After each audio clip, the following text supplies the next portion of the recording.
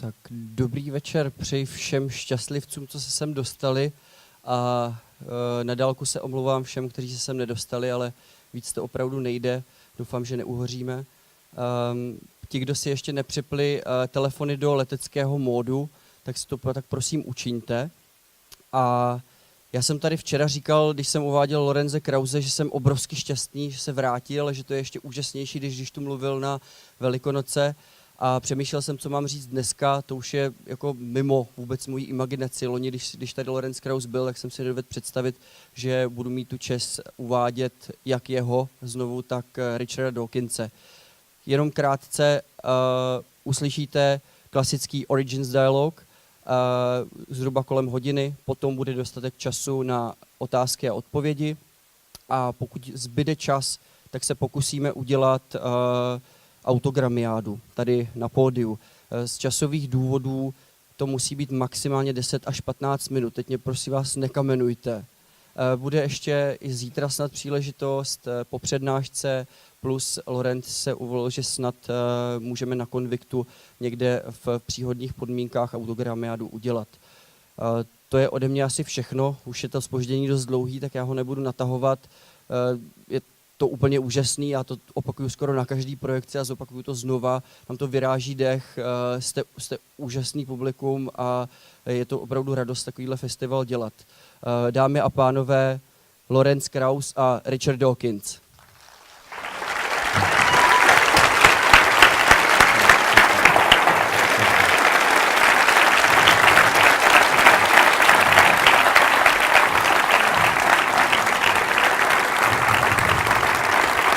Hello. Thank you. Let me just do this all then. Thank you. Thanks for your patience and coming out. And we Richard and I, as you know, have had a number of dialogues over the years. And we wanted this one to be different. And it will be, I hope. And what we plan to do is begin by asking each other a series of questions. I'll ask Richard about biology and he'll ask me about physics, and see where that goes and see exactly how illuminating or interesting that is. And if it's sufficiently illuminating and interesting, we'll continue it for a while, and then we'll move to questions from the audience and try and give you as much time as possible to ask your own questions. And if you could turn the lights down now for a minute. There was an image that was coming up here that Richard had, and if we could just turn the lights down. You saw it while you were waiting for us, and I'll wait till the lights go down before I continue. It seems to be a constant struggle with lights. And talk amongst yourselves while you're waiting, it's no problem. There we go. So Richard, what's this all about? This is actually Richard's slides. Can we have a bit more lights down for this? I don't know if they can do it. Can they do it more? Yeah, let's try it. Okay. Well, let's start with... Well, okay. Oh, there we go. They're coming down a little bit. Okay. I can see. Okay. This is a game from the app version of my children's book, The Magic of Reality. And it's a thought experiment by Isaac Newton. Newton imagined having a cannon on a high hill, firing cannonballs. And this is a little animation of that, and I'm going to stop this, what he's doing now. On the top, over the North Pole, as it happens, you see Newton's cannon, and I'm going to pull out this pea shooter and fire the cannonball.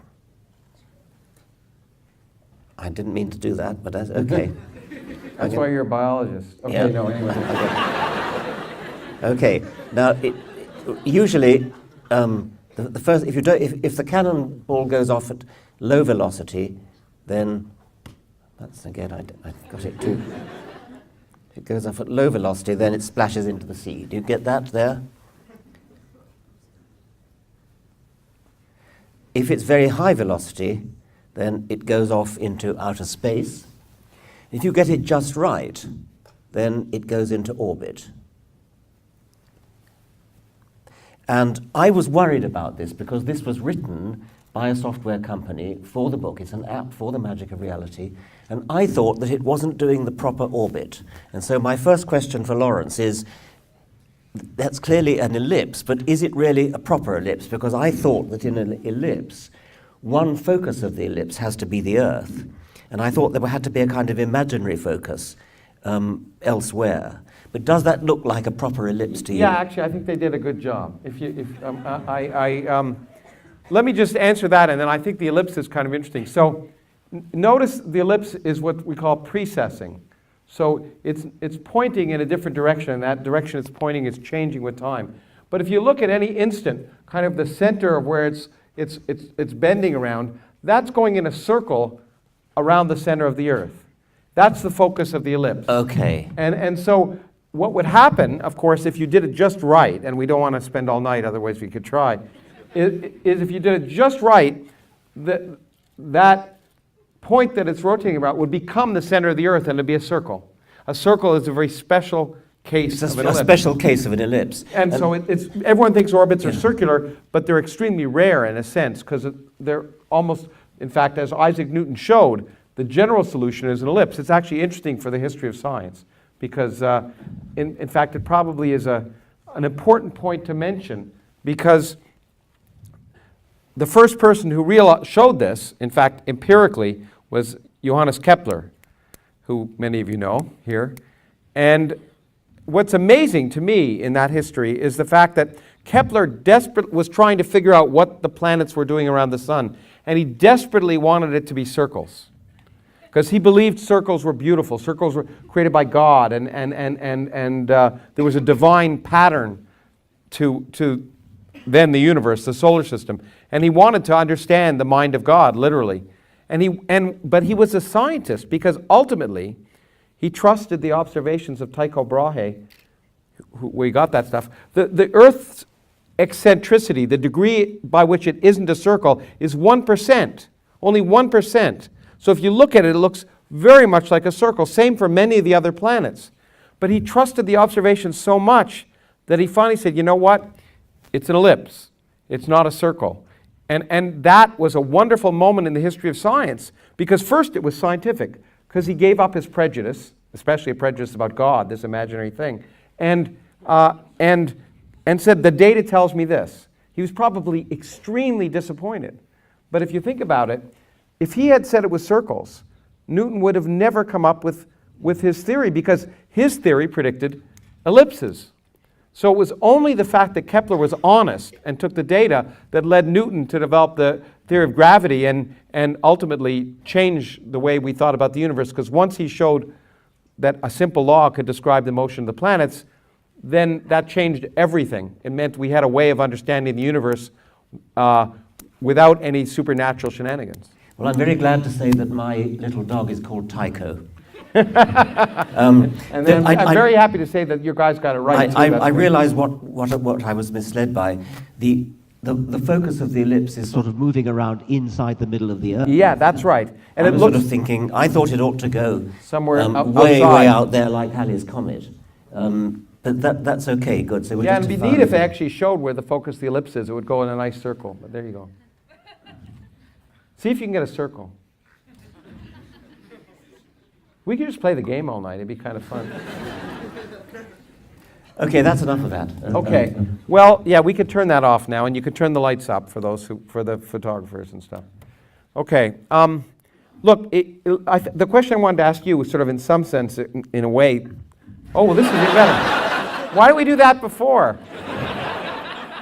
This is great. Up.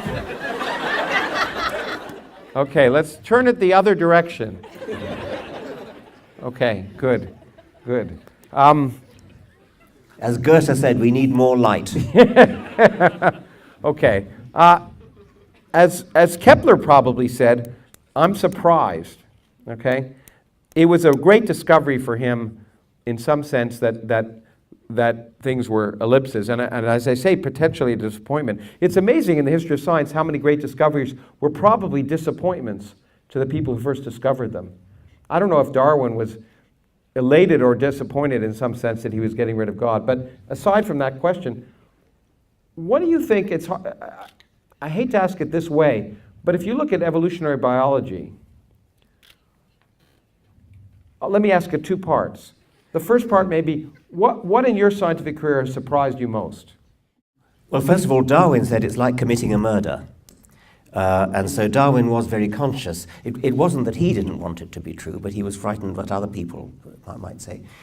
What surprised me most, I'll answer that as a very, very narrow answer and then broaden it out. Okay.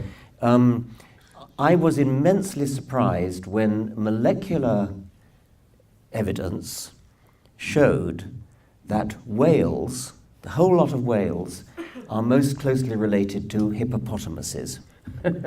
And why is that so surprising? Hippopotamuses have always been classified as even-toed ungulates. They're cloven-hooved animals. So they're like pigs and cows and deer and antelopes and camels and sheep and goats. And it's long been thought on anatomical grounds that whales might be distantly related to the whole group of cloven-hooved animals. So you would have all the cloven-hooved animals like that, and then whales going off like that. Mm-hmm. What the molecular evidence now shows is that you've got the cloven-hooved animals like this. Right in the middle of them are the hippos, and the whales come off from right in the middle of the cloven-hooved animals. They're more closely related to hippos than hippos are to pigs. Huh. Now that's an astonishing finding, and it's a very small one, of course, yeah, because but it is astonishing. And what it shows, the more general thing it shows, is that natural selection is so immensely powerful that it can take an ancestor which was the common ancestor of hippos and hippos and related to all the other cloven-hooved animals.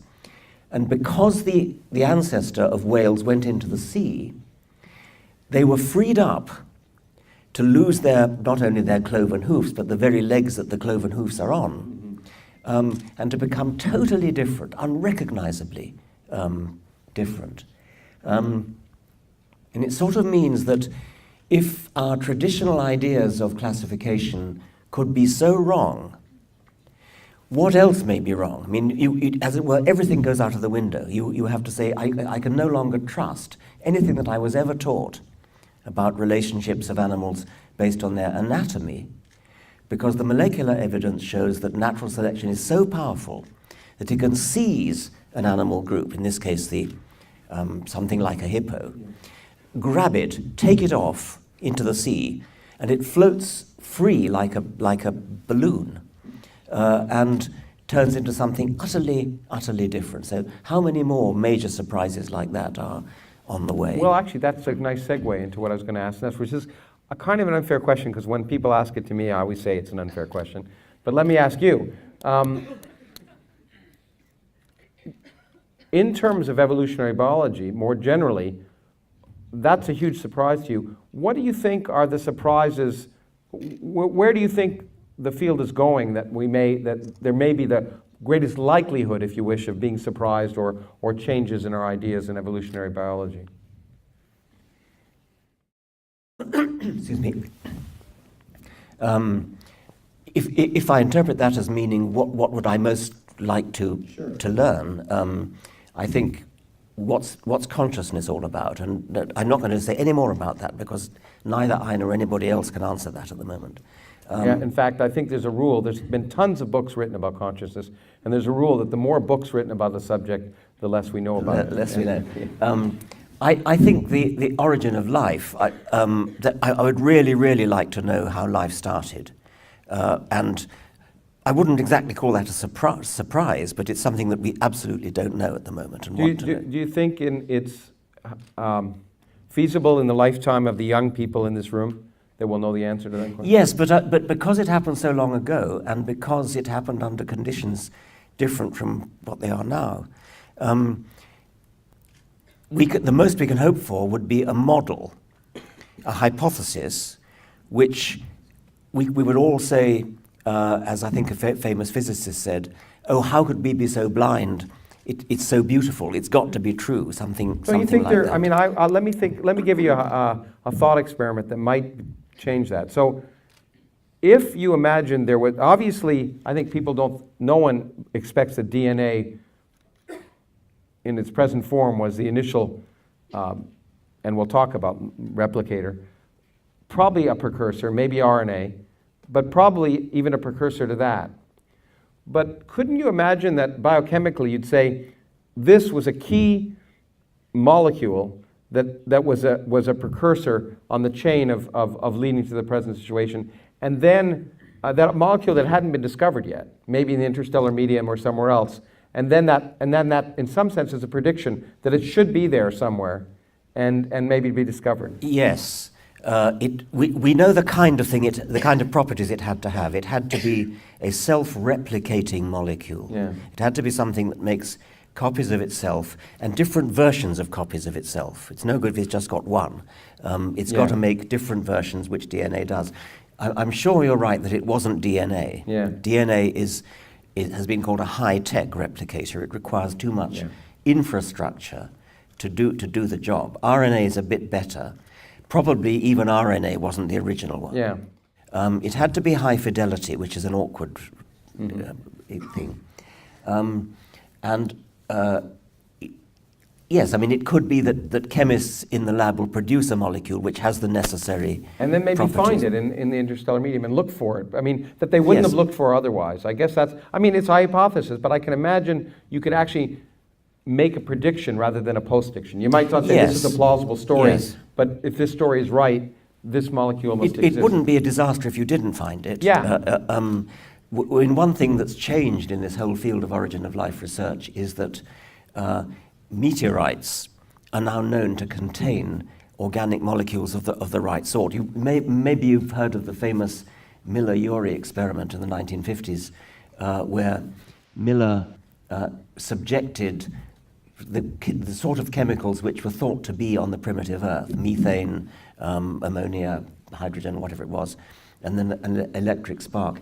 Miller didn't need to do that experiment. That experiment is now completely superseded by the fact that the sort of compounds that Miller got in his flask as a result of his electric discharge, the sort of compounds Miller got are now known to be rife in meteorites that are hitting the Earth all the time. And even more complex molecules. Even than more, he discovered. yes. Incredibly complex organic molecules. And in fact, we now understand that there are chemical processes due to the radiation, basically, that from the sun, that can produce incredibly interesting chemistry on what were otherwise thought to be inert, comets, in some sense. There can be incredibly complex chemistry. Plus, we should add that Miller's experiment was unnecessary for another reason. They had the wrong atmosphere. Yes. He thought the atmosphere was methane and everything else, but the atmosphere of the early Earth was mostly carbon dioxide, like Mars now. Yeah. So the problem of the origin of life has got a bit easier because some of the raw materials are now known to be there. But maybe I should ask you a question. Sure. Yeah, I was going to say it's a good time to do that. I think one of the things that I worry about physics is that it's so utterly counterintuitive, so totally weird. And I'm kind of reconciled to this. I kind of reconciled to the fact that my brain, and indeed everybody else's brain, is a product of Darwinian natural selection designed to understand how to catch prey, how to find water holes, how to make tools, how to avoid being eaten by lions. In other words, how to survive in a world of medium-sized objects moving at medium speeds. So our brains were never equipped to deal with things that move near the speed of light, and were never equipped to deal with very, very small things like quanta. Am I popping? Is it okay? So in a way, that's one way of saying why physics appears so weird.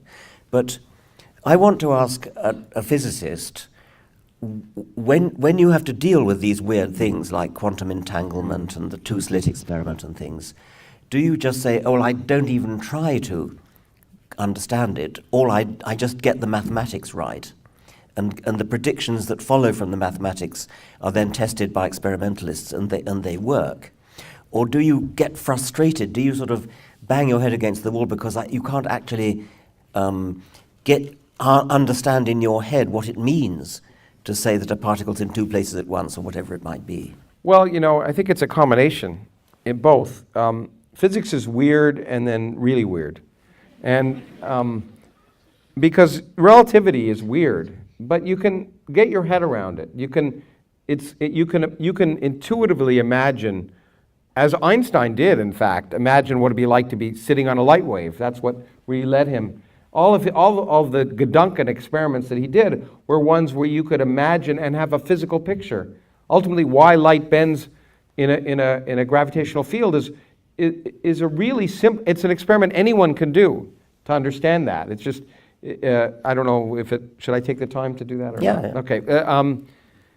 Anyone could do the experiment he did in your head once you think about it, which is to be in an elevator in empty space. Okay? And the elevator's just sitting there, and there's two holes in the side of the elevator, and a laser beam goes straight across in a straight line. Now, what Einstein realized, which led him to general relativity, is that if the elevator is suddenly accelerating upward, as all of you have experienced, you feel a force pushing you down on the floor. You feel as if you're being pulled down to the floor. And he realized there's no way to distinguish that from gravity. There's no way to distinguish whether you're accelerating upward in empty space or whether you're in a gravitational field. So that led him to general relativity. But the neat thing is he realized immediately that meant light must bend. Because if you're in an elevator that's accelerating upward, like this, the light goes in a straight line, but the floor is approaching the light. So if you're in the elevator, it looks like the light is getting closer to the floor. If you're in the frame of the elevator, because the light starts here, but by the time the light reaches the other end, the elevator has moved up. So in the elevator, it looks like the light is bending. Therefore, he said, if acceleration is like gravity, light must bend. And that kind of, it's crazy, and we don't see it, but it's the kind of intuition that you could build up, and Einstein did. But that would be true. That would be true of sound waves as well, wouldn't it? I mean, what's special about light? Well, that was his point. Light is no different than matter. Before, people didn't realize that light, if you wish, is affected by gravity, because light doesn't have any mass. And before, everyone said, yeah, all objects fall towards the earth. But people didn't think light did. Light always travels in a straight line, classically. But when you had general relativity, you unified light and matter. Energy and matter became unified, and the source of gravity was not matter any longer, but energy. And all forms of energy are affected by gravity. And so light falls just like that cannonball, except actually what Einstein eventually showed is it falls twice as fast because the space is actually curved. But that's the weird mathematics that you can never picture in your head. But the idea that light bends is at least intuitively obvious. To get the factor of 2 is incredibly intuitively non-obvious, and Einstein got it wrong for about 4 years. In fact, it's an accident of history that makes it so interesting. Thank goodness for World War I. It was the greatest thing that happened to physics. A lot of people died, but not for a good cause, I wouldn't say that. But Einstein actually predicted in his theory how much light should bend in his original theory in 1912, 1913. And they were going to go out and measure the bending of light by looking at a solar eclipse and seeing how the light would bend from a star that was otherwise behind the sun that you couldn't see. And if it bent around the sun, you'd be able to see the star. But you could only see the star during an eclipse because otherwise the sun blocks it out. And so he made that prediction, but World War I happened and they couldn't do the prediction. They couldn't test it. In the meantime, he got the thing right by 1916, and after the war, a British expedition, led by Sir Arthur Stanley Eddington, to South America, made the measurement, and that's what made Einstein famous. Because not only did he get it right, was a new theory of gravity, but I kind of think it was the poetry of a British expedition testing the idea of a German scientist. Two nations that had been at war were now suddenly working together to do science. So I think the poetry of that was part of the reason that Einstein became famous. Somebody asked Einstein, what would you have said if Eddington had not found that light bend? And Einstein said, then I would have felt sorry for the dear Lord. The theory is correct. Yes, but it was another example where he used the name of God in vain because he didn't really mean the dear Lord. People seem to think because of those things that Einstein was religious. He's certainly not in a traditional sense. He described traditional religion as a fairy tale. But anyway, to get back to your question, that part of general relativity, I just gave you the baby version, the general lesson, it's intuitive. Light bends. But when it comes to quantum mechanics, there's no intuition. There's no understanding. There's nothing you can do to ever picture it in a way. You can, nothing makes sense. There's no picture that you can ever come up with as a classical individual that allows quantum mechanics to make sense. And that is frustrating, and it means that you can never trust your intuition. But I think it's always true. I think we learn as a scientist, we base our ideas on intuition, so that leads us in a certain direction, but we can never trust it. There's a temptation to say, quantum theory is incredibly unintuitive and difficult to understand. Oriental mysticism is incredibly difficult, therefore they've got something to do with each other, and which is of course nonsense. I mean, the reason, the difference is that the predictions of quantum theory, however difficult the theory is to understand, the predictions are just prodigiously accurate. And so, I mean, to the umpteenth significant figure. In fact, yeah, well, in ways that Einstein probably never liked and should have realized were right. Every time you try and test quantum mechanics, the incredibly non-intuitive aspects of quantum mechanics, the things that make it physically impossible, the fact that particles can be in two places at once, the fact that particles actually are doing many things at the same time until you measure them, all those things can be tested. And I think there's an interesting, I was just writing about this. It was a really good quantum physicist named Hanbury Brown, and he wrote that in some sense the quantum mechanics is like the Athenian Creed, okay, which is which I think is the nonsense from the church that says the Father, Son, the Holy Ghost are all together and they're both the Father and the Son and the Holy. And he said, well, quantum mechanics kind of like that because an electron is many things at the same time, and in some sense you kind of have to have faith in one. And he said it was like having faith in the other. But the difference is, there's a big difference. One was we're driven to by experiment. The other is just semantics, and it doesn't predict anything. It's just a way of trying to make some nonsense seem sensible. Whereas in fact, the quantum mechanics says it's nonsense, but it's true. You don't have to think it's reasonable. There's no logic, there's no classical logic that can ever be consistent with a particle doing many things at once before you measure it. And you always measure it doing one thing once you've measured it. But when you don't measure it, it's doing everything. There's no way of understanding that. And in fact, there's a nice film we both watched here to make a connection by a Danish filmmaker. What was it called? Do you remember? Something about, what's it called? Jakob, are you? Anyway, it's a film that was screened here about quantum mechanics. And they talk about quantum computers and how we're going to try and use this, the weirdness of quantum mechanics, to change our lives. We already, by the way, do use the weirdness of quantum mechanics. My iPhone and everything in this room wouldn't work if it weren't for the weirdness of quantum mechanics. That's for sure. But we can make macroscopic these weird aspects to build new types of computers. But the first person to kind of think about this was Richard Feynman, the physicist. And he said he wanted to make he didn't call it a quantum computer, but he said it would be great if we had a computer that we could build that used these principles of quantum mechanics, because maybe then he'd understand it. And he was one of the developers of the modern theory of quantum mechanics in a way. And he basically said, I don't understand it. Maybe if we had a computer doing these things macroscopically, I could get better sort of an intuitive picture of what's happening. But no one ever can. And every time we try and come up with what's called an interpretation of quantum mechanics, it makes what Einstein said, that spooky action at a distance. Every time you try and make sense of quantum mechanics, you make a picture that you're used to because we evolved on the plane to avoid lions. And that picture always makes no sense. And so some people really get bothered by that, but they should realize it's just an interpretation. It's a classical interpretation, but the world isn't classical. It's quantum mechanical, so there's no reason that the classical interpretation, which is what we all would like, would make sense. There's no need for it to make sense because the world isn't classical. Just get over it.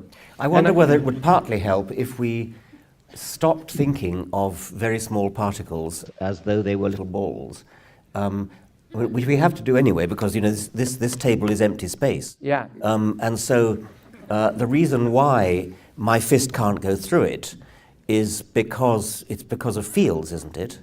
Yeah, and it's the electric fields. the electric fields, and our brains have been, and our eyes, our sensory systems have been naturally selected to see that and feel it as a solid object, and we can handle solid objects, we understand solid objects, and so we want physics to be all about little balls bumping into each other, and to some extent we can get away with that, but at times we can't, and we probably should stop thinking of very small particles as being particles at all. Well, sometimes, unfortunately, we can't, because sometimes they behave perfectly well like particles. It's just that sometimes they don't. It's not as if they're never particles. Sometimes they really are particles, but sometimes they're not. And that's the problem. But you know, I think that's one of the great parts of science. I want to ask you the same question in the sense of biology,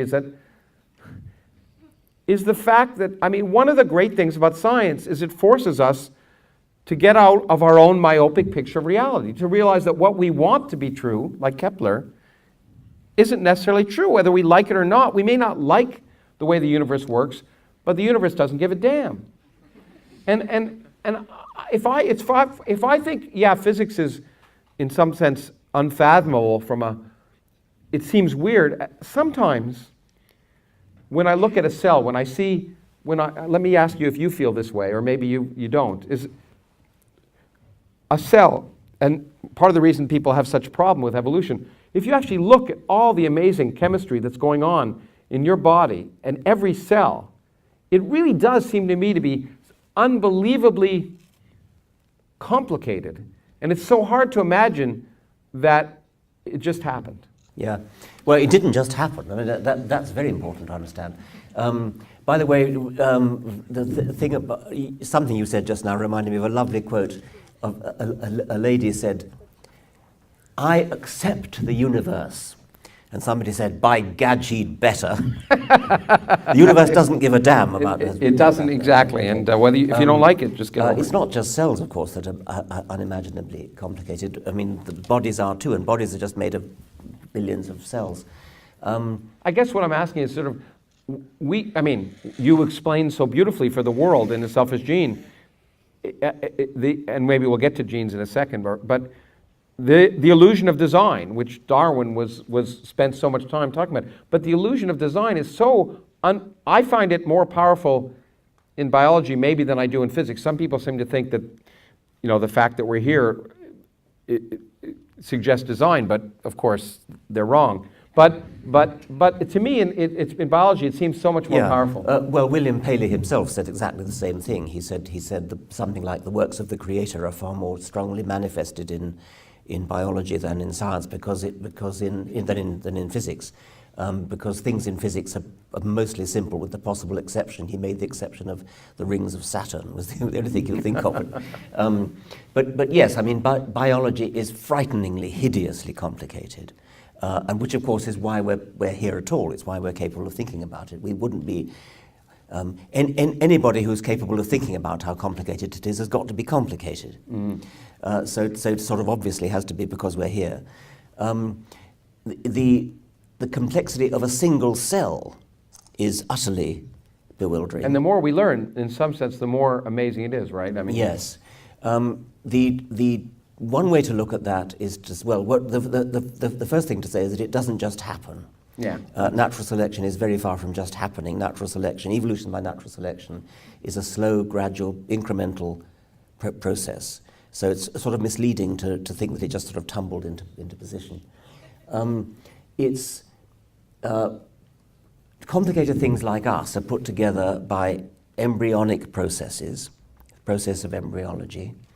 And the process of embryology can be sort of tamed, the complexity of it can be sort of tamed if you realize that everything goes on by little local rules all over the body. So it's not that there's some kind of great big blueprint which builds the whole body in the way that an architect would build a house, or an engineer would build a plane. It's rather that at every level within the cell, between cells, little local rules are being obeyed. A model for that might be the behavior of worker ants or termites. building a nest. A termite mound is quite a complicated skyscraper of mud, and it's got a complicated internal structure. It's got a kind of air conditioning system, chimneys and tunnels and things. No one worker termite has the faintest idea what it's doing. All they're doing is following little tiny rules. If you see a blob of mud of a certain shape, put another blob on top. So the rules are little miniature local rules that are going on all over the termite mound. And the result of all these little local rules is that the whole mound emerges, the whole mound appears.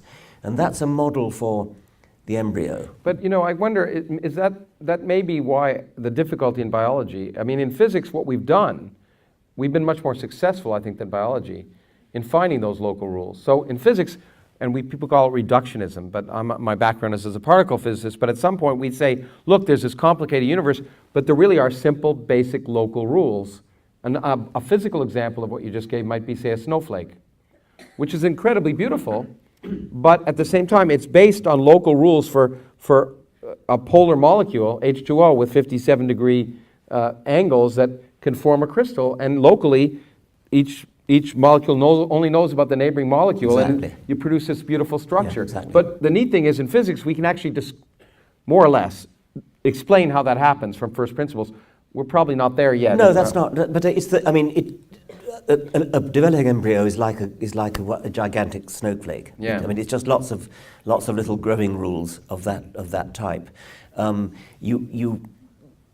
The way the DNA controls it is by controlling the production of enzymes, of protein molecules, which then coil into particular shapes, following the laws of chemistry, so that the one-dimensional string of coded information in DNA is transcribed in a way that we fully understand now into a one-dimensional string of amino acids, which is what a protein chain is. And then the one-dimensional string of amino acids, following the laws of chemistry, coils up into a knot, into a shape. And that follows deterministic rules. Yeah. And then that three-dimensional shape determines the catalytic properties of that enzyme. So indirectly, the DNA is controlling the catalytic properties of the enzyme. At no point does the DNA or the protein or anybody else know what it's doing. It's just that with hindsight, natural selection favors those proteins which do the right thing, where doing the right thing is catalyzing the right chemical reaction. And catalyzing the right chemical reaction is the right thing because it has an effect upon cellular metabolism. And that does the right thing because it has an effect on interaction with neighboring cells, just like the little termites. And the interaction between neighboring cells has the right effect because the cells move around and twist and turn and form membranes, form layers which fold in, invaginate. And all this is happening in a sort of mechanical way, following local rules, until the embryo itself emerges. There's no blueprint, there's no plan. It's just that natural selection over many generations favors every little titivating detail of the cellular chemistry, which has the effect ultimately of producing this prodigiously complicated embryo, which then grows into a thinking adult. But I think I know the answer to this, but that's a picture which certainly works, and we can see it by seeing, we know the functionality of proteins depends upon their, but at this point it's probably still too complex numerically to predict in advance the three-dimensional structure. It is, definitely. Yeah, and that's where we're sort of not yet there, but we probably will be with new... Maybe. I mean, with quantum computers. That's a good possibility. I mean, the best model system at the moment is the tiny nematode worm, Caenorhabditis elegans. It's a little tiny worm. I mean, just above microscopic. You can sort of see it. And this worm has now been lots and lots of groups all over the world working on this worm. Unlike us, where although we sort of are roughly the same, it's not possible to say cell number 156. In the Caenorhabditis worm, it is. Mm-hmm. There's a finite number of cells. The exact position and location of each one of these named cells is known. the embryonic origin of each one of these named cells is known. You can actually plot a family tree of each one of the cells of this little worm. And you can say, yes, this cell there is a second cousin of that cell there, and their common ancestor was that one there. So the entire cellular history of the development of the worm is known. The entire wiring diagram of the nervous system is known by literally doing serial sections, slices, right through the worm, and then giving the slices to the computer and letting it reconstruct the three-dimensional picture. So there are mutant worms which can be detected by looking for example, oddities of behavior. You look at a great writhing field of these little tiny worms, and you pick out, they're all writhing around, and then one of them is doing it in a different way, corkscrewing around. You pick it out, clone it, so you've got a new field entirely made of these little corkscrewing worms, and then you look at what's different about it. So you find this particular genetic lesion in the nervous system is what causes this corkscrewing behavior. The embryology of that then can be studied, and the exact moment in the embryology, this descent tree of cells, you know exactly at what point the change happened in the embryology of the worm. So this worm has only a few hundred cells, whereas we have trillions of cells. I think that's the point. I mean, when we try, ultimately, that's the challenge. And I have people often say, I think I'm joking when I say that's why I do physics, because it's easy. I mean, biology is just a lot more complicated. It's just, it's complex systems, and it's going to take a long time if we really want to get to the reduction, to take biology to where physics is now. And I don't know if it'll ever happen, but maybe if we have the computing resources where you can say, let me start and just predict completely the structure and the behavior and the functionality of a complex system from some putting a bunch of atoms in. I think there might come a point where you don't really even want to try, because it would be a little bit like saying when you're using a computer and you're using it to do word processing or spreadsheets or Mathematica or whatever it is you're using it for, playing chess. We all know that there's nothing but noughts and ones shuttling around, changing from one to the other. Now, they'll change when we have quantum computers, but go on. Okay, for now, where there are noughts and ones in lots and lots of little integrated circuits. But you'd be completely insane to try to express what's going on when somebody plays chess, when a computer is playing chess.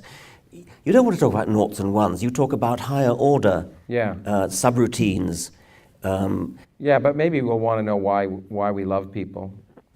Yes, but again, we do it with higher order subroutines. You're right. I mean, if you want to talk about oatmeal, it's no sense how oatmeal. But you're right. In physics, if you want, oatmeal is very complicated, but we don't talk about it by saying the protons and neutrons are. No. By the way, I have to throw this in. I didn't know Paley talked about the rings of Saturn as maybe the one. Yeah. But actually, I just learned this. You might be fascinated. You may be fascinated. I'm fascinated, so that's why I'm going to talk about it. But the rings of Saturn may help us point out that in fact life wasn't designed, believe it or not, biological life. One of the neatest discoveries that was just made about a month ago. So there's a moon of Jupiter called of Saturn called Enceladus. It's a beautiful ice ball, but it's not just ice, it's got cracks in it. It has geysers, ice geysers. It's shooting material out. And in fact, it's shooting out hydrocarbons. Okay? And so we realize that there's probably an ocean underneath, and maybe it's a great place to find life. Well, it turns out, by looking at the rings of Saturn, we now realize it may be the best place in the solar system to find life other than Earth, and find maybe a second evolutionary generation of life. Enceladus or the rings of Saturn. Okay. And it's because of a little bit of physics. It turns out the physics, we now know that one of the outer rings of Saturn is produced completely by the particles that are emitted by Enceladus. Okay. And what's really neat is we can look at those particles, they're silicates, and the size of the silicate comes from the conditions of the deep water that produce the geyser. The hotter the water, the acidity, different level of the acidity of the water will produce different silicates, different little grains. And by measuring the grains on the outer ring of Jupiter, which we've been able to do with the Cassini satellite, we've been able to find out that the water inside Enceladus is warm enough to be about 80 degrees Celsius, and actually have an acidity which isn't that different from the Earth's oceans. So we know there's a warm ocean under Enceladus, and we know they're hybrid. So just by looking at those rings of Saturn, which Paley didn't think we'd understand, we may find another form of life, and we may now send missions to Enceladus to find it. I think that's fascinating. I think that's a good justification for spending the money on it. I don't think you'll find it. Anyway, your turn. I don't know whether you want to ask. I'm aware that physicists often ascribe agency to entities, and it often turns out to be the best way to get the right answer. If you toss a stone in the air, you can say that you could interpret it as though the stone is trying to minimize something. I forget what it is it's trying to minimize. Or when you're looking at refraction, when light rays get bent through a glass thing and then rebent out again, you can say it's as though the photons are striving to minimize their total travel time, I think. We in biology do a similar thing, and it's more open to misunderstanding. But even in physics, I think sometimes people do misunderstand. I think we're probably hardwired to look for intentionality, and we talk as if there are, and we get into trouble. Our mutual non-friend Deepak Chopra has often described the words of, say, Freeman Dyson, a well-known physicist, who talked about, electrons decide to do this in atoms, okay? And Chopra now says, Freeman Dyson says, even atoms have consciousness, okay? It's in his way to try and fool people and make them think that quantum mechanics is related to some universal consciousness and blah, blah, blah, blah, blah, blah. But we do, but it's a very effective way of describing things, and probably refraction is probably the best example I know of. I tend to think of light behaves as if it has intentionality.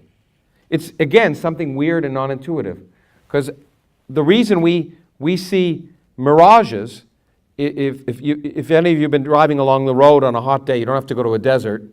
On a hot summer day, a long straight road, you'll see the road look wet, okay? And we understand that as there's two ways to think about that. One is, well, there's lots of layers of air above. The hottest air is at the ground, and then it cools off. And at each layer of air, the light coming from the sky bends, and it bends around until it comes to your eye. So you're looking down, and you see the sky. So it looks like it's water. But there's a much better way to describe it, and I got this from Richard Feynman, I should say, who first learned it when he was in high school, the principle of least time, which is an amazing thing that Pierre de Fermat, this mathematician, first wrote.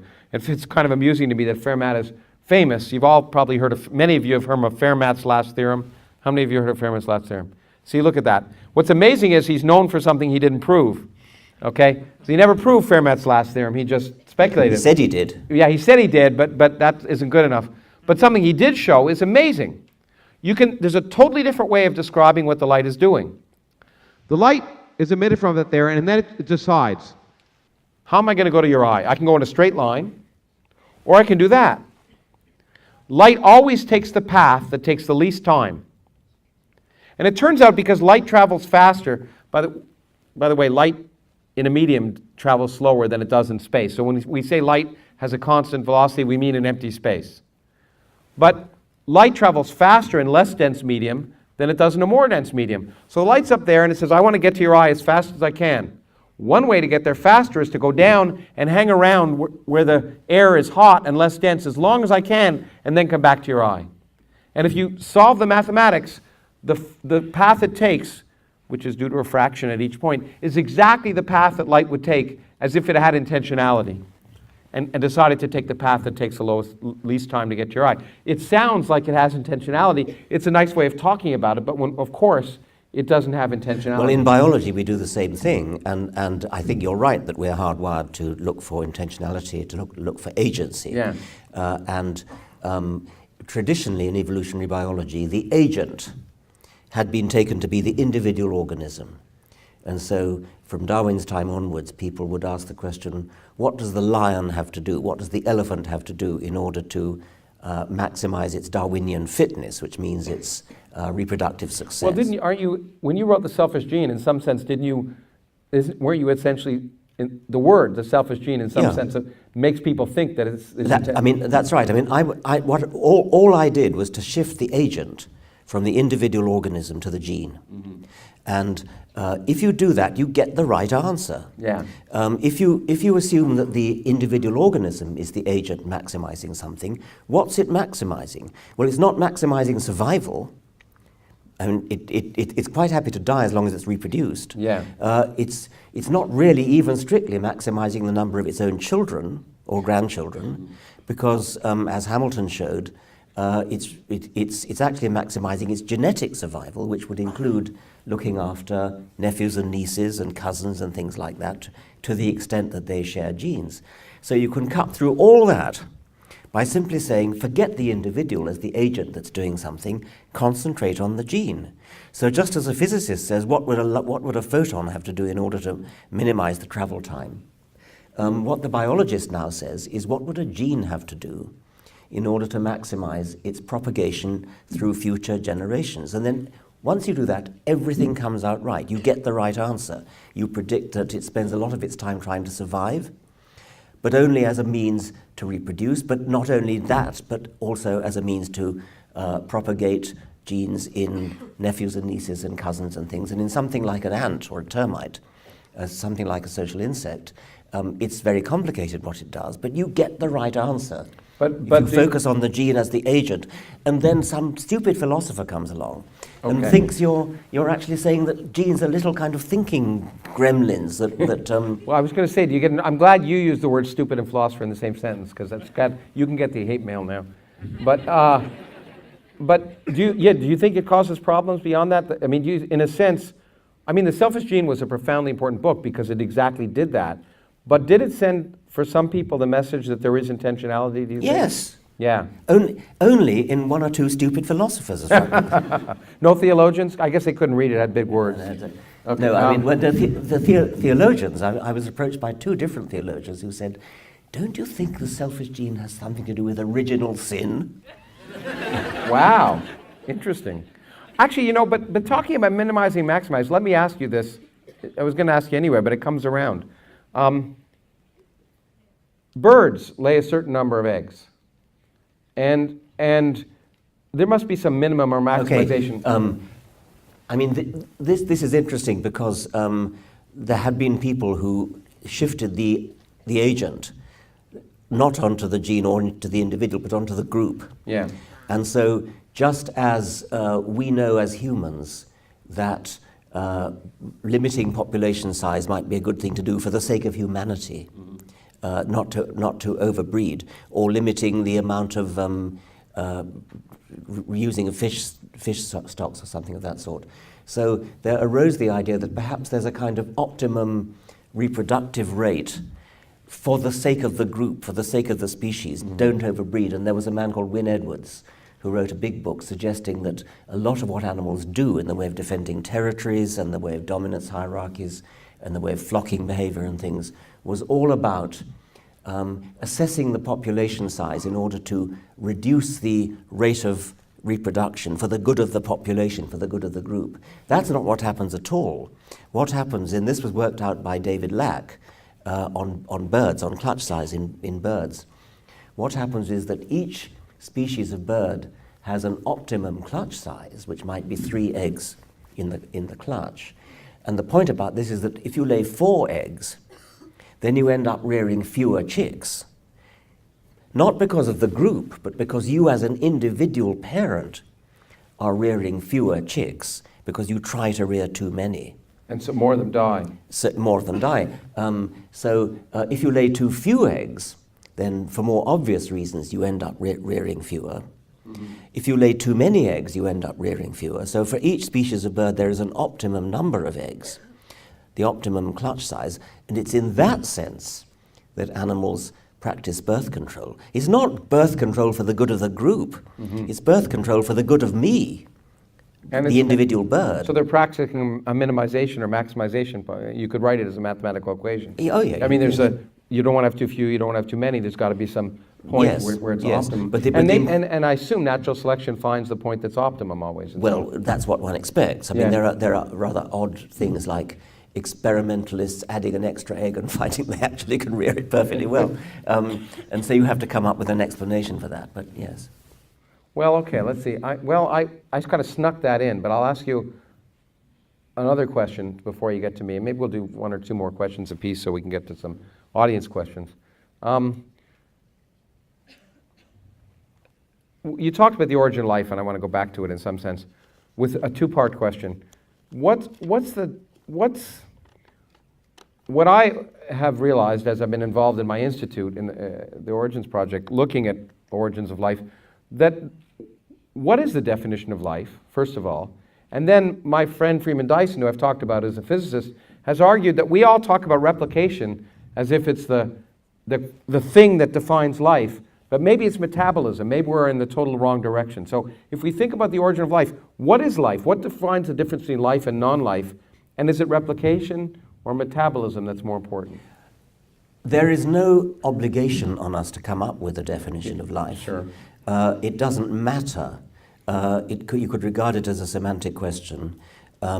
You could say, some people would say viruses are alive, and other people would say viruses are not alive. I don't care. It's a bit like saying, is Pluto a planet? I mean, who cares whether Pluto's a planet?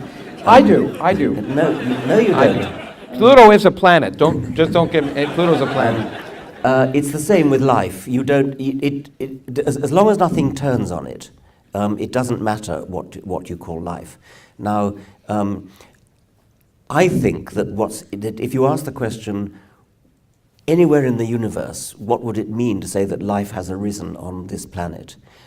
I think for that, to answer the Freeman-Dyson question, the answer to that is self-replication. Self-replication is the single step that gets natural selection going.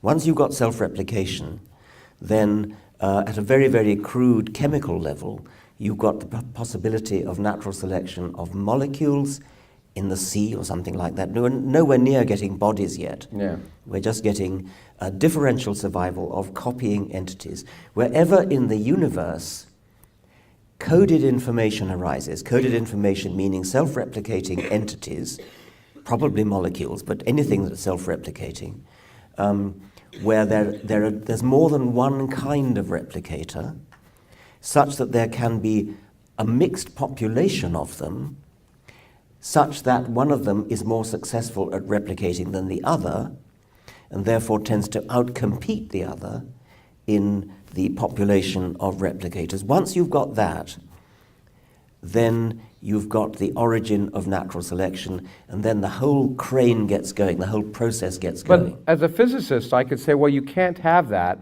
unless you can extract energy from the environment. You can't self-replicate unless you have a mechanism for taking external energy and harnessing it. So in some sense, before replication, you kind of have to have metabolism. Well, this is the line that Freeman Dyson is plugging. And that may be true. It may be, I mean, all I would say about that is that self-replication, which is the key process, isn't going to get started unless there's a chemical precondition to make it possible. And you can call that metabolism if you like. But you say until you have the replication, then what really defines life, which is natural selection in a sense. Yes, it doesn't happen. That's when natural selection only can take off when you have self-replication. And to say that you need to have metabolism before, as I say, may be right, and that just means that we're talking about the difficulty of setting up the initial conditions under which replication can get going. I mean, the initial conditions for DNA to get going are much more complicated than that. So we're looking for whatever the initial conditions are, for whatever the precursor of DNA was. But someone once said to me, I didn't get this myself, and I think we once had this conversation briefly, but I don't know if we did on stage. By that definition, you might think of fire as life. In a sense that fire, first of all, extracts energy from the environment. It self-replicates in the sense that you start a fire here, a forest fire here, it goes there, and it almost self-replicates in a way which is fiducial, in a way which is robust, in the sense that certain kind of trees burn hotter than other kinds of trees. Yeah, well, you see, you've missed the key point there. Okay, good. Because imagine we've got a great prairie, and a forest fire starts there, and then a spark flies up and starts a daughter fire, and then another daughter over there, another daughter over there. That one then produces another, and that's a granddaughter fire. There's a great-granddaughter, great-great-granddaughter. So you've got fires proliferating all over the place. That's reproduction. It's only replication if the properties of the fire come from the spark of the ancestor, come from the parent, which you know is not going to be the case. If, say, that fire is burning blue, it's because there's copper in the soil. If it were the case that a blue spark flew to the next place and started another blue fire, that's heredity, that's true replication. But let me but be that the doesn't devil's happen. Well, I don't know. Let me be the devil's advocate again and say, which is a nice position for me. But I would say there might be kind of natural selections, because hotter fires will last more effectively. So a certain kind of tree that burns hotter will last longer, and the daughter fires that'll survive more effectively. But you're missing the point, because the hotter fire, because a certain kind of tree, it doesn't go in the spark. It has to hit another tree of the same kind. Well, yeah, but I'm saying the ones that don't hit the trees of the same kind don't survive. Yeah, but so there's a distribution, if you wish, of fires, and the ones that affect. I'm just trying to make you mad, but look, listen to this. It's working. There are different. Some fires burn hotter than others. Some fires burn cooler than others. Some fires burn blue. Some burn orange. Some burn purple. And the reason why they're different is the trees, is the materials and the soil and the local materials there. It doesn't go in the spark. Yeah. If it went in the spark, that would be true heredity, and I agree. and that's the key. That is exactly the point. That's what genes do. And it's what fires and very little else does. Part of the reason I brought up the fire thing, besides having fun, was I think it demonstrates the problem that you said about the origin of life. Because when you get to this really nebulous thing about the original thing, the question of what is life, what differentiates life from non-life, becomes it's obvious. It's like pornography. You might not be able to define it, but you know it when you see it, as the judge in the United States said. And so in some sense, when things become life, it's obvious, and when they're not, it's not so. But there's no moment, just like there's no moment of conception. That's right. Yeah. If you actually go to a hospital, see, there's no moment where you say, this is suddenly, there may be no moment, it may be a continuum where you say, this is alive and this isn't. Yes, I'm all for continua, and I think that a lot of the misery in the world is caused by people insisting on drawing lines when there aren't any. I mean, a lot of the fuss about abortion is about that. Yeah. At what point does a human embryo become human? There is no sudden point. It's a gradual process. And similarly in evolution, at what point in the evolution, Australopithecus... and I'm not even sure. I don't believe that I don't want to use the word believe. I'm skeptical that all of the different hominid species that people say are hominids are really different species.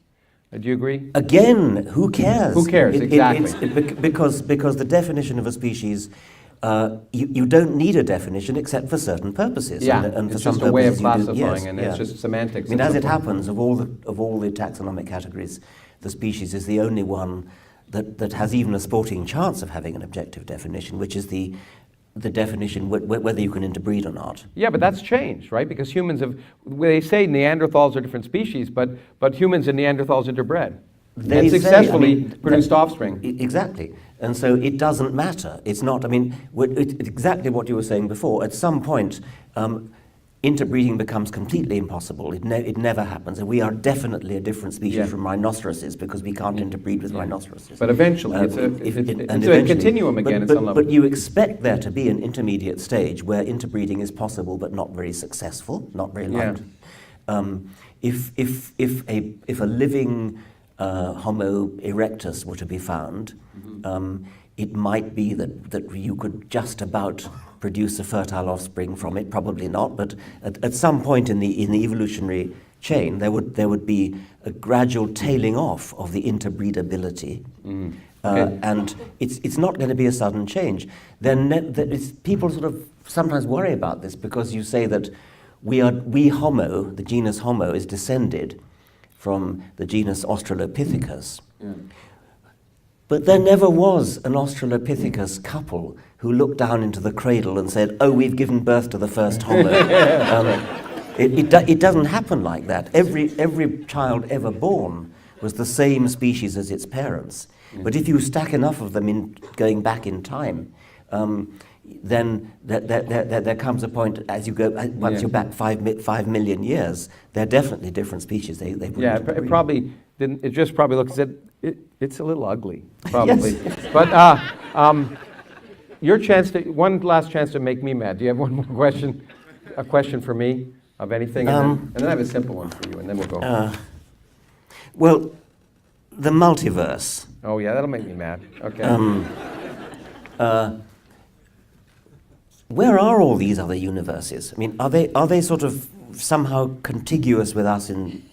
Not, I won't say in space because I know that. But well, of course, the multiverse is a word. It's a semantic word that isn't well defined. Maybe in some sense, like life. But what we've been driven to, and the word multiverse never existed in science when I was a student, and even when I was after I was a student. But we've been driven to the recognition that it's quite likely that our universe is not all there is. Now, that's required a semantic change, because when I was a kid, universe meant everything. It was defined to be everything that ever could exist and ever anywhere. And so, of course, how can there be more than one of those? But operationally, partly starting with Einstein and beyond, we physicists say, well, things should have an operational meaning. Things should be defined in terms of things you can measure. If it can't be defined in terms of something you can measure, then it really doesn't mean anything in physics, at least. And so a really good operational definition of a universe is that region with which I could have ever had contact or which I could ever contact in the future. So if I say, where is the region of the total locus of points of space that I could ever measure? That's a universe. And then we realize that it's quite likely that that everything we could have ever measured or we could ever measure in the future might not be unique. There could be other regions which we could never potentially have any causal contact. Okay, can I just stop you there? That part of that universe which we can have contact with is a sphere with us at the center. No. It? Why not? No, it's not a sphere with us at the center. We're not the center. But we are in the sense that everywhere we look, we can only see 13 billion light years. That's true. Yeah, that's the measure exactly. But as you know, if actually your universe has you at the center right there. Yes. And the universe that I can see from here has me at the center. Yes. But that's just a property of where we are. It's not a property of the universe. Yeah, I thought that's what you were saying. Yeah. Okay. So, but that's right. But so we realize that we're limited in what we can see now. Yeah. That's sphere. But our universe is more than that. We say the universe is that which, even if we waited an infinite amount of time, is there a finite region of space that we might be able to contact? Or even if there's an infinite region of space that we could, if we waited an infinite amount of time, in many universes you'd think that you could see an infinite distance. And in some universes that's true. But even then we realize that may not be all there is. You could have an infinity of infinities. Infinity is a weird thing, and when you start thinking about it, it's highly non-intuitive. And I could give examples, but I think it's a little late in the evening to talk about that. But we have come to realize that more importantly, that all of our basic ideas of elementary particle physics all suggest that there should be other universes, other either distinct spaces that will forever be unaffected by us, that have maybe even different laws of physics. Okay, that arises naturally from our fundamental principles. But there are other weirder universes which also are kind of multiverses in this idea called string theory, which is misnamed. And I often say string theory does a disservice to evolution, because the deniers would always say, well, evolution is just a theory. And they use the colloquial term for theory, whereas in science, theory is the most robust thing you could ever get. Quantum theory. Newton's theory of gravity. These are things that a theory is something that's been tested over and over and over, and evolution has been one of the most well-tested theories, which is why we raise it to the level of theory. String theory should be called the string hypothesis, at best. At best. String nonsense at worst. But it's not really nonsense because it's well motivated. Many ideas from physics suggest that in order to unify gravity and quantum mechanics, there is a mathematical model that might allow that. And that model, however, requires there to be more dimensions than we live in. And then you say, where are those extra dimensions? Well, there's two possibilities. One is the original idea was they were very, very small, so you can't see them. But a more radical idea that actually one of my students was involved in proposing is that there are actually extra infinite dimensions above your nose right now in an extra dimension. There could be a whole infinitely big universe. You can't picture it, but that's okay. It's just like Flatland. When you read the book Flatland, where an ant living on a surface may not ever be able to picture that third dimension, but it's there. And so you could imagine an infinite number of pieces of paper, if you wish. Okay, for the ant, that piece of paper is its universe. But in a little bit in that third dimension, there could be another piece of paper that's infinitely big, and another one. And it may be that there are an infinite number, or maybe a finite number, of extremely large universes, and we don't see them because our particles, the particles that make us up, are forced to exist on only that three-dimensional universe we live in. And in fact, it may be just gravity that could permeate between them. And that would make it unobservable. And it would mean that there could be lots of different universe. If our universe is 10-dimensional, as many of those ideas suggest, there's lots of room for extra dimensions. So there's either multiverses which are infinitely far away in space, or that have different laws of physics, or multiverses that are really literally a hair's breadth away in an extra dimension. They're both reasonably well motivated. The one that suggests different universes in space is very well motivated. But all this may sound like counting angels on the head of a pin. It may just sound like, why are you proposing these things? Because you'll never measure them. And if you can't measure them, then are they science, or are they philosophy or theology? And what's exciting for me is that we are on the cusp of maybe indirectly knowing that they exist, the same way that 100 years ago, people never thought you'd see atoms. Okay? In fact, the first person to really argue that atoms existed was really Einstein, because in his PhD thesis, where he showed that something called Brownian motion allowed you to show that essentially atoms exist, even though no one ever thought you'd be able to ever see an atom. And the chemists by 1910 or 15, atoms were the center of chemistry. Everyone accepted the existence of atoms, even though people thought you'd never, ever be able to see one. It turns out we can now, but at the time they were willing to accept it because all of the predictions of atomic physics explained everything we can see. It turns out that there are ideas that we may be able to test at the edge of cosmology, these existence of things called gravitational waves from the beginning of time, which, if we could measure them, would tell us that other universes must exist. Even though that we can't measure those universes, the fact that those gravitational waves were generated at the beginning of time is a signature of the fact that other universes must exist that we could never see. And if there are other universes with different laws and constants, then that would be a way of explaining why our own laws and constants seem to be fine-tuned. Exactly, but what I want to point out is that that's not the reason. That's not the reason. No. That's really important because you know that when I get theologians, when I give this presentation about that, I've often been attacked for saying, well, you just invented that because you don't like God, and it's true. But I mean, it's true I don't like God, but that's not the reason we didn't propose them for that. We proposed them for a good reason, which is to explain fundamental properties of matter. And that's a consequence, and many of us find it very distasteful. Because I grew up at a time when the same reason that Einstein became a physicist, I want to understand why the universe had to be the way it is. I wanted to be, in some sense, the first person to know why the universe had to be the way it is. And now we find out that maybe that's a bad question. That the universe doesn't have to be the way it is. It could have been some other way. And there's no rules. maybe, and it's just an accident. And the universe is the way it is because we're here to measure it. And if it was different, we wouldn't be able to ask the same question. It's very unsatisfying, but we may have been driven there. Let me close with a quick answer question, and then we'll get to you, because I talked about science fiction last night in a way, and I wanted to ask you, and it's one of the themes of this festival is sort of science, fact, and science fiction. Do you think science fiction serves a useful purpose? I think good science fiction does. I'm afraid to say I've never seen Star Trek. I apologize for that. Well, you saw a little bit of it last night because you're in the audience. Yes, I saw a bit of that. Okay. I mean, I would answer that with respect to, I think the answer is yes.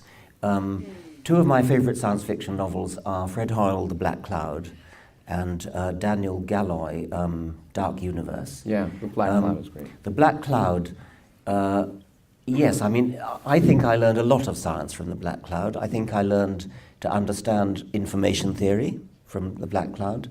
I think I learned to understand that what in that book Fred Hoyle calls the deep problems that may be so far beyond human understanding that if a human mind, even the mind of a brilliant physicist, attempts to understand them, he just fries his brain and dies. The idea that the same discovery may be made in two quite different ways at roughly the same time, that's in there. So there are a whole lot of scientific lessons in there. The other book, Daniel Galloy, is about a world, a dark universe. It's about a world in which people are in total darkness, and they evolve echolocation like bats. And nobody quite knows why they're in total darkness. They're evidently underground.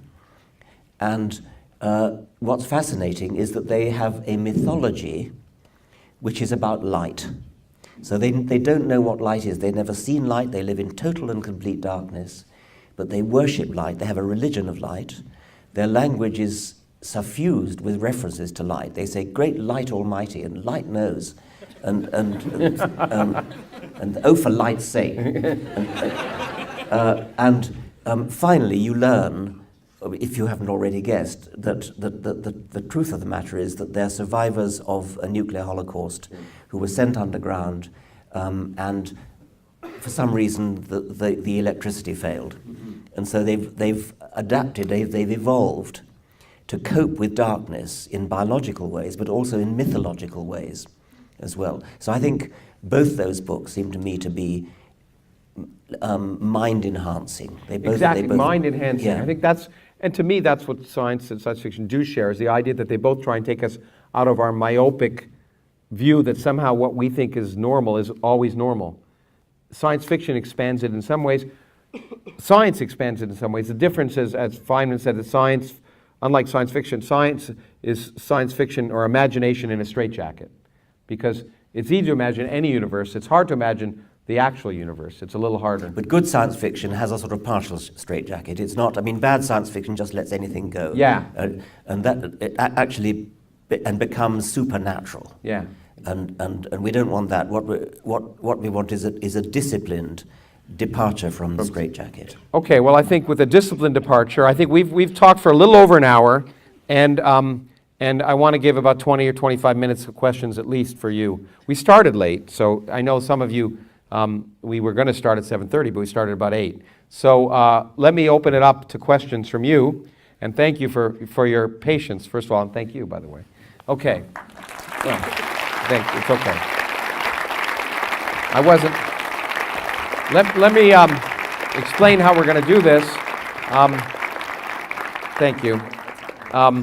So we have a translator, so you can ask questions in any language, and and he'll translate from any language, and then I will repeat the question, so that the other translator who translates from English to Czech will be able to translate. So which I didn't do last night. So we'll try that. Okay, but everyone has to have a microphone, right? We'll start simple. Okay. Someone should get you a microphone. Or do we have microphones? Maybe we don't. I can say it loud and you can repeat. Okay, I'll repeat. Okay. My question is, both of you are... Okay. Yeah. My question is, both of you are very well-known public atheists. And presumably, you believe the world would be better if more people were atheists. And yet, sometimes your public comments are criticized, even by atheists, as being perhaps too strident, and rather than convincing others to join the fold, actually turns them away. Mm-hmm. So my question to you is, do you contemplate that in your public statements? Do you contemplate whether your approach is, even acknowledging the psychology of people, the best way to go about creating the change that you want to see?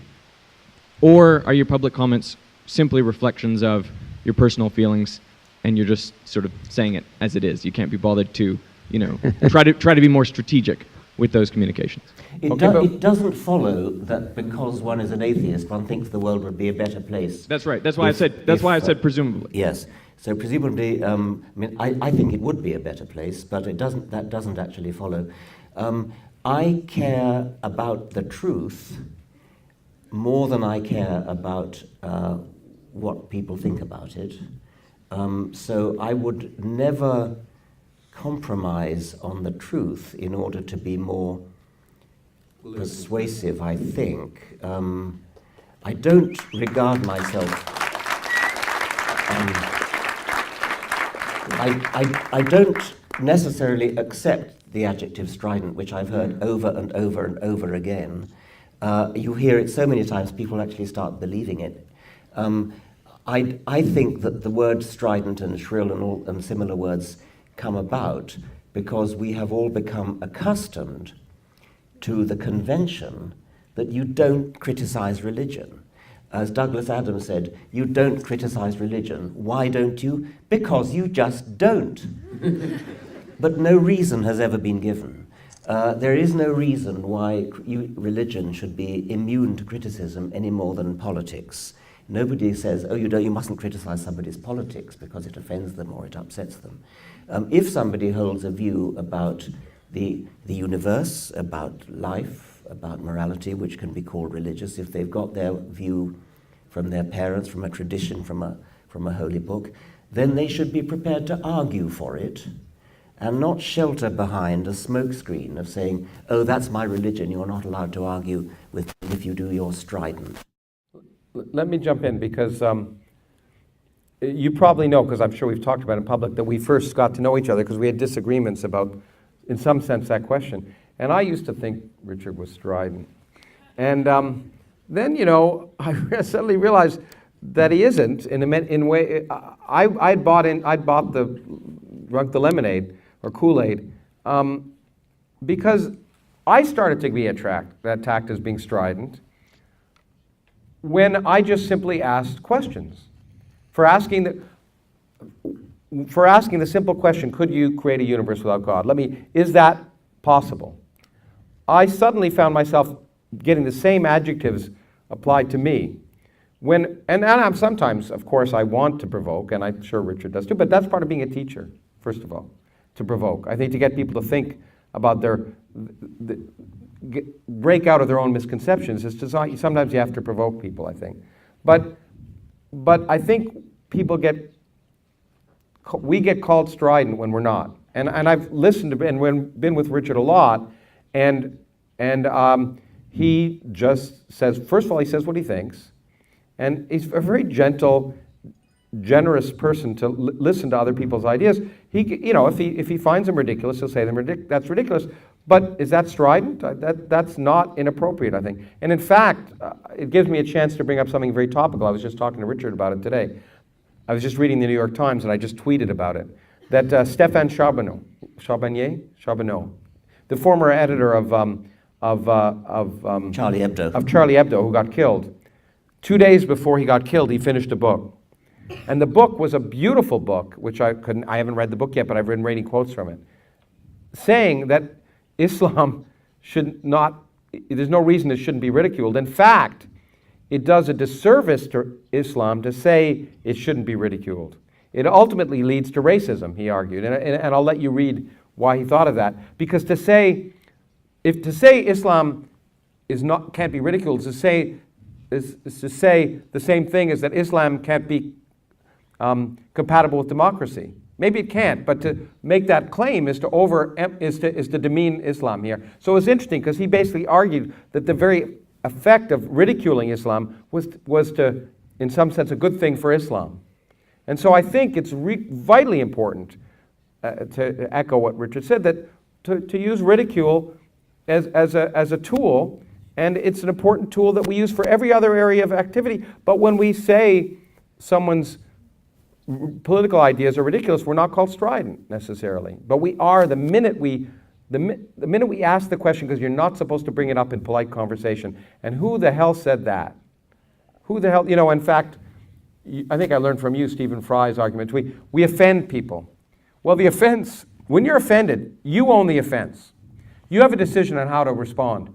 You can decide to cut someone's head off, or you can say, let me explain to you why I'm right. But you own the problem, not the offender. And as Stephen Fry, which I learned from you, once said, oh, I hear I've offended you. What did he say? You can use the words. Well, what did he say? Well, you're offended. Well, so fucking what? Was what he said. I wanted you to say it, not me. Okay. But Christopher Hitchens had a slightly more restrained version of that. You're offended. I'm still waiting to hear your argument. Yeah, exactly. And so that's the point. Anyway, we've gone on too long. But okay, let's go. Oh, do we? 20 minutes left, I'm told. Okay, that's not bad. That's time for one question. No, I'm just joking. Let's take the young lady over there. Yes, you. Don't look behind you. You. So stand up so they can get you a microphone. There you go. Thank you. I would like to ask, why do you think the Hameroff and Penrose theory of consciousness is wrong? Why do I think what? Why it is wrong? What's wrong? The theory of consciousness of Hameroff and Penrose. Oh. And My goodness. Why have they been studying for so long? Yeah, well, it's nonsense. That's why it's wrong. But it's look. First of all, the question was, why do I think this theory of Hameroff's and Penrose, which is really, again, a misuse of the word theory, is wrong. As Pauli would have said, I don't think it's even good enough to be wrong. It makes claims based on assumptions about the way the brain works in quantum mechanically that have no experimental validation whatsoever, or at this point any fundamental theoretical validation based on our ideas of physics. It makes claims that are unsubstantiated. Now, therefore it isn't yet wrong. It's just not even worth talking about until you have some way of validating. And they're very. I have this mantra that I learned from the publisher of the New York Times, which is that I like to keep an open mind, but not so open that my brains fall out. Okay? And so that's what I use when I read any article in a scientific journal. And this is no different. There are lots of articles in scientific journal. I look at that and I say, or something else. But I just look and I say, it's not worth even thinking about at this point. Give me some evidence, give me some reason, give me some good arguments, and worth thinking about it. So at this point, I dismiss it as something that's not worth talking about yet. And if they can demonstrate to me that it's worth talking about, I'll listen. That's all. I mean, I just have a certain amount of time, and people often ask me, why don't you investigate this UFO experience in 1947? And as Richard Feynman said, I think UFOs are more likely due to the known irrationality of humans than the unknown rationality of aliens. And so you, as a scientist, you judge which questions are worth following, which questions are worth asking, which questions are worth thinking about. And you have to ask what's likely and unlikely. Sometimes you're wrong, but that's a guide. And this one I don't think satisfies any of those reasons, so I don't want to think about it. And I certainly, and Stuart Hameroff always wants to get on stage with me, just like theologians, some fundamentalists do, because being on stage with him would suggest I take him seriously. Just like being on stage with people I've been on stage with sometimes suggests I take them seriously, and I hate to do that. Okay. Let's see. More questions. Do you want to pick one? Well, Okay, yeah. You want to? Yes, your front row. Okay, wait till the... Tomorrow, Richard is going to talk about arms races, about, say, evolutionary battle between rabbits and foxes, cuckoos and owls, and so on. It's quite tempting to see the similar arms race in human society and culture, say, arms race between ideas on science versus religion, ideas on critical thinking versus ideas on non-thinking. Mm-hmm. Now the question is, my impression is that in these debates, they've been running on for decades, this religious side didn't change at all. It's kind of fossilized, it's non-evolving. So did your arguments evolve in response to these non-evolving counter-arguments? Okay, did everyone hear that, or should we repeat that?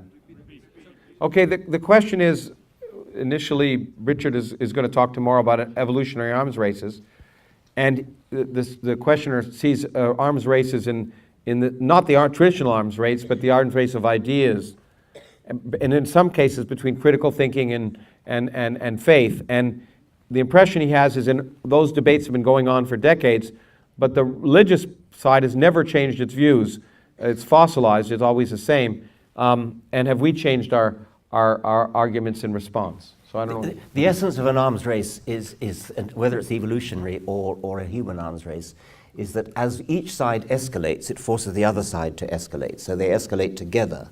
And rabbits and foxes on the one hand, I'll talk about that tomorrow, and missiles and counter-missiles and anti-missile missiles and fighter planes and jet planes and things do. Now, in an argument like religion, I'm not sure it's true to say that they don't change. Yeah, I think in a way, one of the irritating things is that they constantly change, constantly shift the goalposts, so that whereas you can argue against biblical theology, you can argue against Noah's Ark, and you can argue against Adam and Eve and things, that's what a lot of Americans believe in. And then sophisticated theologians come along and say, oh, we don't believe in that anymore. We believe in that it's all metaphorical. And so you find that it's like arguing with a wet sponge. You constantly find that the thing you're arguing with is changing. And they always say that whatever you're interpreting them as, you don't understand it. It's really not what we're saying. Yes, that's right. Now, I suppose that, are there good arguments that escalate in an arms race-like way?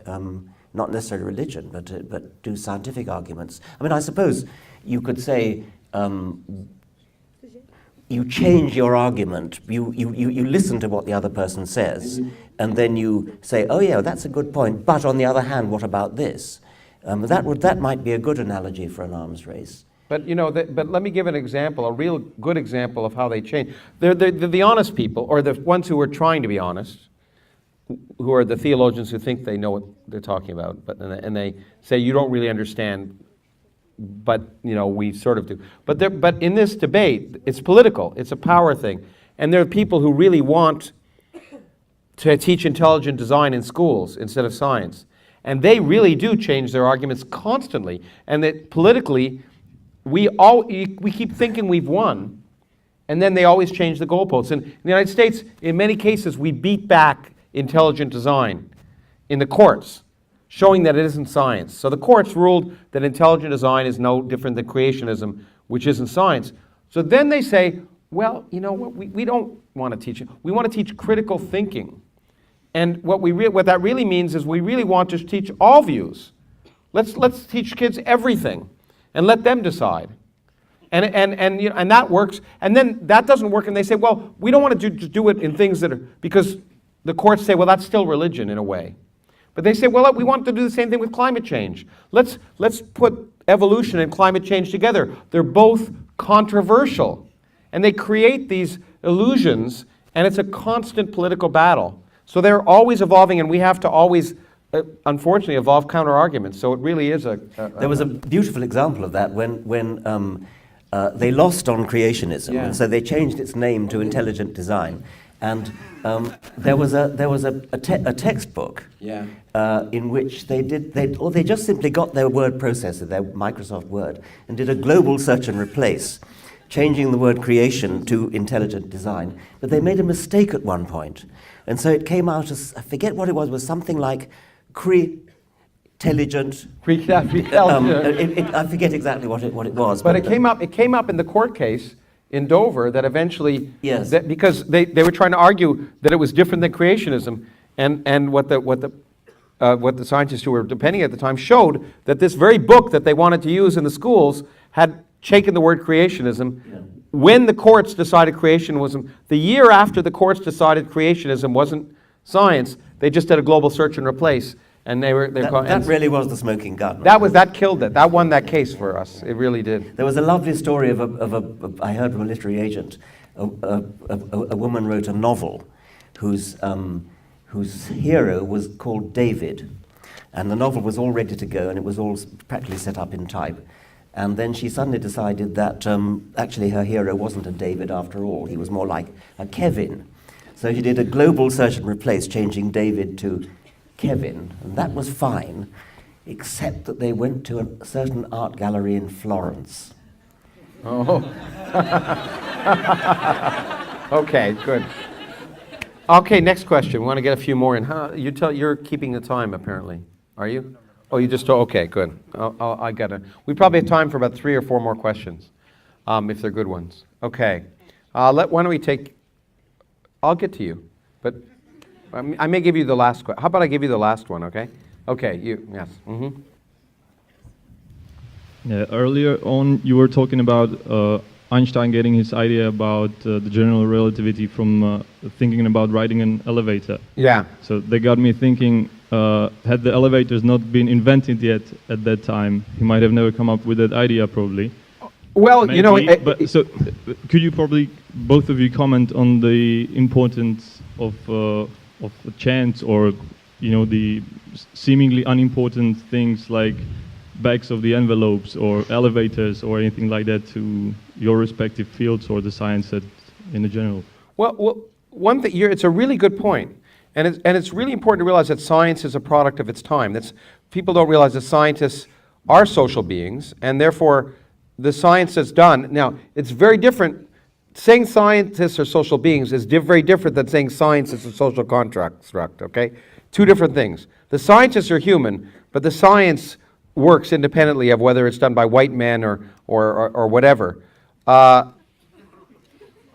In the whatever can be whatever. But anyway, and so, but I do think it's really important to realize that we are motivated in thinking about the universe by things that prompt us and things that are familiar often. And so there are many things that we, as a physicist, I don't know, and it's probably true as a biologist, if we didn't have the technology to do, or the computer power to do, say, genomics, then the direction of biology right now would be very different. And so we are products of the tools that we have. And so we use the tools we have, and that drives the science forward, but those tools change. Sometimes the tools are thought experiments, and sometimes they're experimental, but we can only ask the questions that we can ask. And in that sense, the science that's done now couldn't have been done by the Greeks, because even if they, even if they're brilliant in ways that we can't imagine, because they just didn't have the physical tools. I don't know if you want. We moved on from, in earlier centuries, clocks were the sort of favorite model, a nice clock with the cogwheels going around and things, and that served as a model for living things and also for the physical world, I think. Yeah. And then computers nowadays. I sometimes think if we had evolved in a weightless environment like on the space station, where the difference between weight and mass is immediately apparent, and when you jump in the air you go on indefinitely until you hit the ceiling. Newton's laws would have come about centuries earlier if Galileo would have been, if we were not stuck the bottom of a gravity well, as Douglas Adams said. Gravity traps us and traps our mind. And I repeat again that that's what science is an effort to overcome our myopia.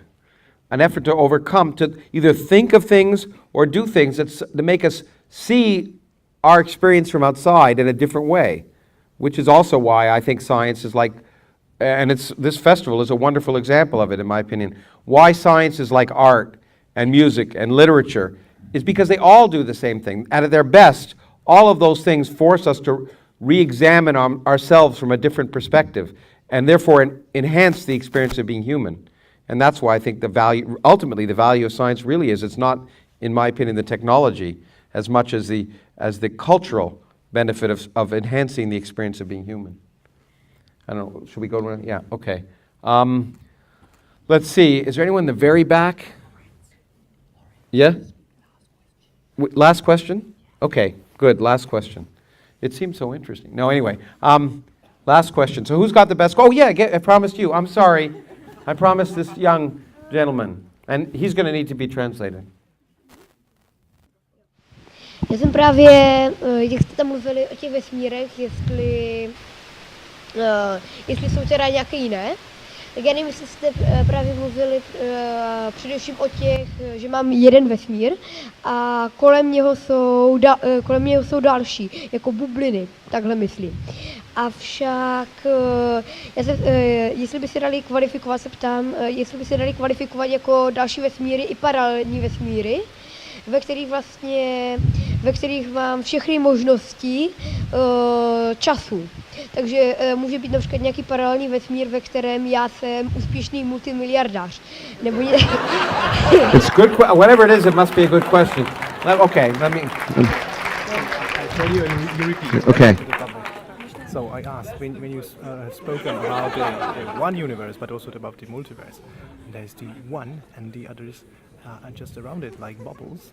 Mm-hmm. So I would like to ask first if they qualify as real universes or just the parallel universes, and if the parallel universes exist, if within the all possibilities of the time, if there is some universe where I am a very successful millionaire. Ah, okay.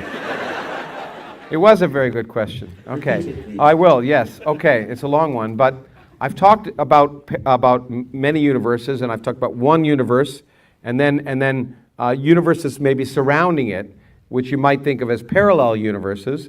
And there were two parts to this question. Are those parallel universes really other universes or not? And if there are maybe an infinite or large number of universes, is there one in which he is a successful millionaire? Okay? And the answer is yes. It's a simple one. In fact, let me leave you dizzier. Because if there really are an infinite number of universes, infinity is very strange. It's as Woody Allen said, infinity is a really long time, especially near the end. It means that not only is there a universe in which essentially a complete replica of you exists, but is a successful millionaire, there are an infinite number of those universes. And there's also an infinite number of universes in which I'm sitting down there asking you the question up here, which you also might like. And there are an infinite number of